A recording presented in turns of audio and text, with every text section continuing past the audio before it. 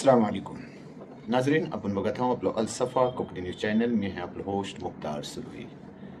नाजरीन, आज एक अहम आणि जरुरी खबर आपल्याला आपण ऐकवत आहोत. ती खबर अशी आहे की सध्या आपण वापरत असलेला मुंबईचा सहार इंटरनॅशनल एअरपोर्ट, ज्याला की आपण छत्रपती शिवाजी एअरपोर्ट बोलतो. आपल्या सगळ्याला माहिती आहे की त्या एअरपोर्टवरनं आपल्या घरा कोकणात येतो किती आपलं टाईम जातं. एअरपोर्टशी बाहेर पडल्यावर लगभग आपण सगळी कोकणात येणारी लोक पनवेललाच येतो आपलं 1.5-2 तास जाया होतात. केव्हा केव्हा 3-3 तास पण जातात.